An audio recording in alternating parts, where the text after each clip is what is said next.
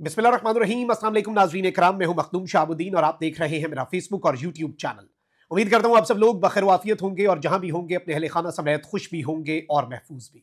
नाज़रीन इकराम, बहुत आम तरीन तफसीलात हैं। एक जानिब तो आईनी तरमीम का मुसव्वदा वफाकी काबीना से पास हो चुका है, कौमी असम्बली और सेनेट का इजलास चल रहा है और हुकूमती बेंचेस पर नंबर पूरे हो चुके हैं और किस तरह से लापता गायब शुदा मेंबराने असम्बली को इस वक्त कौमी असम्बली और सेनेट में लाया जा रहा है, ये इस वक्त अनप्रेसिडेंटेड विजुअल्स हैं जो पाकिस्तान का मेन स्ट्रीम मीडिया आपके सामने नहीं रख रहा।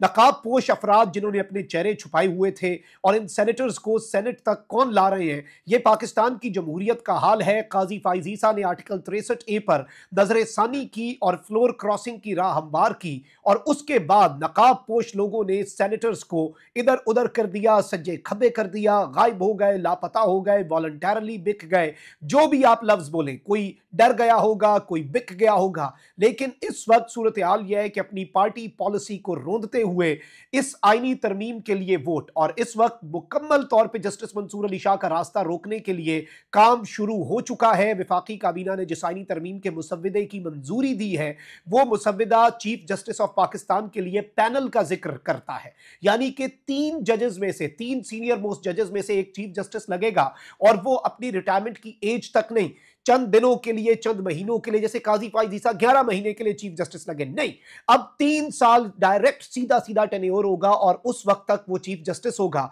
इस वक्त जो ताजा तरीन डेवलपमेंट्स हैं वो मैं आपके सामने रख रहा हूं और किस तरह से मग़वी अरकान पहुंचे हैं इस वक्त। नाज़रीन कराम, मैं आपको ऑन ग्राउंड सूरत हाल बता दूं कि सिचुएशन ये बन चुकी है कि पाकिस्तान तहरीक इंसाफ जो है उसकी मौजूदा लीडरशिप, अगर हम उसकी बात करें तो जिस तरह से ये बंदे गायब हुए हैं, क्या ये आज से गायब है, क्या इनसे राब्ता आज से मुनक़ता है? अगर मुझे यहां पर बैठकर ये पता है कि पाकिस्तान तहरीक इंसाफ का ये बंदा इस वक्त राब्ते में नहीं है, तो इसका क्या मतलब है? इसका सिर्फ एक मतलब है कि ये अगर 2 हफ्ते से बंदे गायब हैं, लापता हैं, तो पीटीआई इनके लिए बहुत कुछ कर सकती थी। पीटीआई सारी की सारी सिचुएशन के अंदर बहुत पॉजिटिव किरदार अदा कर सकती थी। मौजूदा लीडरशिप बुरे तरीके से फेल हुई है, they have failed miserably, political front पे भी और लीगल फ्रंट पे भी, यानी कि आईनी महाज पर, कानूनी महाज पर। और इस वक्त जो ताजा तरीन डेवलपमेंट्स हैं उनके मुताबिक अगर हम बात करें तो मौजूदा लीडरशिप की इसमें नाकामी तो है, लेकिन निजाम जो है वो भी अपनी आखिरी हदों को क्रॉस कर चुका है। और इस सारी की सारी सूरत हाल के अंदर जो लेटेस्ट हैपनिंग्स हैं वो मैं आपके सामने रखता हूं। ताजा तरीन डेवलपमेंट्स ये हैं कि मग़वी सेनेटर्स जो हैं उन्हें इस वक्त कौमी असम्बली में और सेनेट के अंदर लाया जा रहा है।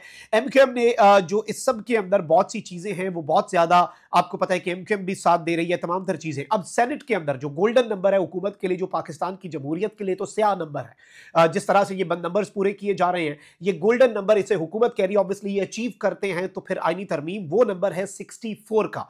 तो इस वक्त ये बताया जा रहा है कि सेनेट में बिल पास करवाने के लिए 64 जो वोट है वो इस वक्त दरकार है और वो हुकूमती बेंचेस पर नंबर जो है वो पूरा हो चुका है और इस वक्त 64 सेनेटर्स जो हैं वो पूरे कर लिए गए हैं बाय हुक एंड क्रुक। निजाम ने अपने नंबर्स पूरे कर लिए हैं। पाकिस्तान तहरीक इंसाफ इस सब के अंदर हिस्सा नहीं ले रही, लेकिन इस वक्त पीटीआई ने यह फैसला किया कि पार्लियामेंट के अंदर हम अपने 3-4 बंदे भेजेंगे जो अलामती वोटिंग के अंदर हिस्सा लेंगे और इस तरमीम के खिलाफ वोट देंगे, ताकि कल को कोई ये ना कहे आपने तो बाइकआउट कर दिया था और पीटीआई अपना एहतजाज करेगी। अब ये स्ट्रैटेजी ठीक है नहीं है, ये तो आइंदा जाकर इमरान खान साहब के सामने जब चीजें पहुंचेंगी पता लगेगा।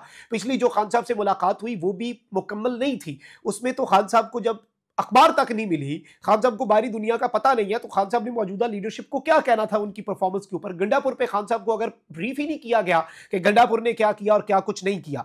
अब इस सब के अंदर मैं आपको यह बता दूं कि इस वक्त सूरत हाल यह है कि कौमी असम्बली से बिल पास करवाने के लिए 224 वोट दरकार हैं और हुकूमती बेंचेस पर 223 अरकान मौजूद हैं, यानी कि इस वक्त नंबर जो है सेनेट के अंदर अचीव कर लिया गया है और कौमी असम्बली के अंदर भी इस वक्त जो नंबर है वो अचीव कर लिया गया है। इस वक्त सूरत हाल यह है कि जो सेनेटर्स हैं वो पहुंचना शुरू हो चुके हैं और इस वक्त बाज़ाब्ता तौर पे आईनी तरमीम अब से कुछ ही देर के अंदर पास करवा ली जाएगी। इस वक्त सिचुएशन आप देखें कि अल्लामा राजा नासिर अब्बास साहब जो है उन्होंने ये बात की है कि किसी पर तशद्दुद करके, लोगों को अगवा करके, उठा के, धमकी देकर तरमीम कौन सी तरमीम है?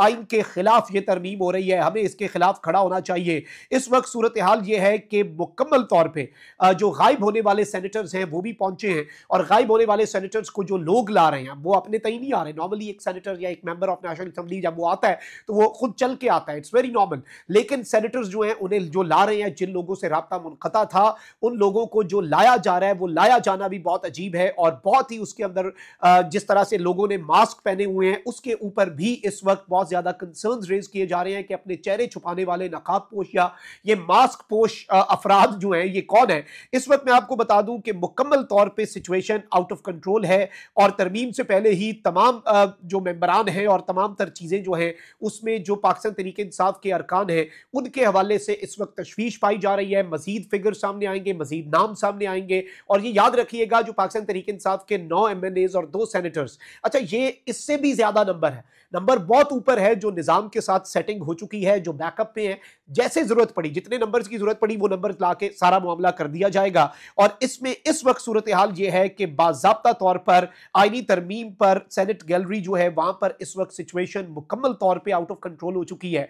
और वफाकी काबीना ने जिस आईनी तरमीम की मंजूरी दी है उसके बाद इस वक्त, इससे पहले भी हमने देखा कि जब जब आईनी तरमीम की कोशिशें हो रही थी, कौमी असम्बली के आसपास जैमर्स और कौमी असम्बली के बाहर पंजाब पुलिस की भारी नफरी, प्रिजन वैन्स पहुंचा दी गई। इस वक्त भी आज जो सिक्योरिटी के इंतजाम हैं, विजिटर्स पर पाबंदी, जर्नलिस्ट जो है उन्हें डेली वाला डे पास जो है, डे प्रेस गैलरी का पास वो नहीं मिल रहा। प्रेस गैलरी के अंदर भी जो सिक्योरिटी के एहलकार हैं वो खड़े होंगे ताकि कोई वीडियो ना बना सके। अब ये वीडियो देखें, नेशनल असेंबली का सेशन वैसे ही बराह रास्त नजर आ रहा होता है, बराह रास्त टेलीकास्ट किया जा रहा होता है। ऐसा दाल में क्या काला है कि आपको इतना प्रॉब्लम हो गया, इतनी प्रॉब्लमैटिक चीजें हो गई हैं कि आपको इस तरह से चीजों को ऑपरेट करना पड़ रहा है। This is very concerning and obviously जिस तरह से ये तरामीम की जा रही है, कल फैसल वाडा ने कहा कि ठीक है अब वजात का वक्त नहीं है, हमने वजात कोई नहीं देनी, हमने जी बंदे उठाए हैं तो उठाए हैं, धमकियां दी हैं तो धमकियां दी हैं, पैसे लगाए हैं तो पैसे लगाए हैं, खरीदो फरोख्त की है तो की है, आईनी तरमीम होकर रहेगी। और जिस तरह से अब ये आईनी तरमीम हो रही है इसमें ऑब्वियसली मौलाना फजल रहमान और पाकिस्तान तहरीक इंसाफ की राहें जुदा हो गई हैं। लेकिन अफाम तफहीम से मौलाना ने कहा है कि हम तो जी वोट कर रहे हैं, पीटीआई वाले वोट हम अगर नहीं कर रहे तो हम इस चीज को भी समझते हैं कि उनके बानी के साथ जो जेल में इस वक्त रवैया रखा जा रहा है वो इसके खिलाफ एहतजाजन अगर वोट नहीं कर रहे तो हम पीटीआई की पोजीशन को भी समझते हैं। ये कहना है मौलाना फजल रहमान साहब जो है उनका। एंड इस वक्त सिचुएशन जो है वो मुकम्मल तौर पर अगर आपको बताएं कि ऑन ग्राउंड वहां पर जिस तरह से लोगों को लाया जा रहा है, ये जमहूरियत के साथ एक बहुत बड़ा मजाक है, ये आइन के साथ एक बहुत बड़ा मजाक है। This is a joke. और इस वक्त पाकिस्तान के अंदर डेमोक्रेसी नहीं, शैम डेमोक्रेसी है। और आइन के ही खिलाफ जाकर आप देखें कि काजी फाइज ईसा ने फ्लोर क्रॉसिंग की इजाजत दी, इसलिए बंदे उठाए गए, वरना तो बंदे उठाए नहीं जाने थे। और काजी फाइज ईसा ने फ्लोर क्रॉसिंग की कैसे इजाजत दी, आपकी अकल दंग रह जाएगी कि निजाम कितना ऑर्गेनाइज तरीके से काम कर रहा है। उधर चीफ इलेक्शन कमिश्नर बैठा है, मखसूस नशिस्तें देनी पड़ी तो फौरी वो दे देगा, बंदे अगर इधर नीचे ऊपर नीचे हुए। इधर काजी बैठा है, सदारती ऑर्डिनेंस आता है, जजेस की प्रैक्टिस एंड प्रोसीजर कमेटी जो है उसमें मोहतरम जनाब काजी फाइज ईसा साहब जो है उनके पास अकलियत होती है, सदारती ऑर्डिनेंस उसे अक्सरियत में बदल देता है। और वही काजी जो कहता है कि मुल्क ऑर्डिनेंस से चलना है तो पार्लियामेंट बंद कर दो, वही काजी फाइज ईसा ऑर्डिनेंस के जरिए सुप्रीम कोर्ट चलाता है और बेंच बना देता है कि जी 63 पे मैंने नजर सानी करनी है, 63 पे मैंने नजर सानी करनी है। उस बेंच के अंदर जस्टिस मुनीब अख्तर कहते हैं मैं बेंच से अलग नहीं हो रहा। इसके बावजूद काजी फाइज ईसा दोबारा इजलास बुला के अफरा तफरी में, जल्दबाजी में और उस जजेस कमेटी में without the participation of justice Mansoor Ali Shah, Qazi Faez Isa साहब जो है वो बेंच रिकॉन्स्टिट्यूट करते हैं और फिर 63 का फैसला देते हैं। और पूरी कौम को यह मैसेज जाता है कि जी अब इस मुल्क के अंदर जो फ्लोर क्रॉसिंग है उसकी इजाजत होगी, लोटा क्रेसी की इजाजत होगी। और इस वक्त मैं आपको यह भी बता दूं कि पीटीआई के अरकान को निजाम की तरफ से यह कहा गया अब तो आपका वोट भी काउंट होगा। आपको यह डर है ना कि आप डी सीट होंगे, नहीं होंगे भाई। डी सीट के लिए पार्टी सरबराह जो है उसका लेटर चाहिए होता है। इलेक्शन कमीशन बैरिस्टर गौर को सरबराह मानता ही नहीं, इलेक्शन कमीशन के खाते में कोई इस वक्त पार्टी का चेयरमैन है ही नहीं, तो ये आपका मामला लटका रहेगा, आपका टेन्योर भी पूरा होगा, आपको कोई कुछ नहीं कहेगा। क्योंकि ऑब्वियसली इस मुल्क में आइन और कानून तो पीछे रह जाता है। जब सिस्टम ने अपने काम करने हैं तो उसने करने हैं। इससे पहले आइन पर क्या अमल दरामद हुआ और अब भी ये बराए नाम आइनी तरामीम जो है, इसके बगैर भी अगर आइन की खिलाफ वर्जी कोई करना चाहे तो उसके लिए इस वक्त इस मुल्क के अंदर राहें खुली हैं। लेकिन जिस तरह से आज नकाब पोश या मास्क में मलबूस लोग जो है मशकूक अंदाज में सेनेटर्स को कौमी असम्बली के अंदर इतने हाई सिक्योरिटी में, और ये जमहूरियत नहीं होती। This is not the essence and this is not the soul of democracy. ये उस सोल के साथ, जमहूरियत की जो रूह है उसके साथ ये एक बहुत बड़ी ज्यादती है जो आज होने जा रही है। और आइनी तरमीम पर एतराज अलग बात, लेकिन इसे करने का तरीका, इस आइनी तरमीम को एग्जीक्यूट करने का तरीका जो है वो मुतनाज़ा था और रहेगा। This is a reality, sad reality. अपना बहुत ख्याल रखें। अल्लाह निगहबान। पाकिस्तान जिंदाबाद।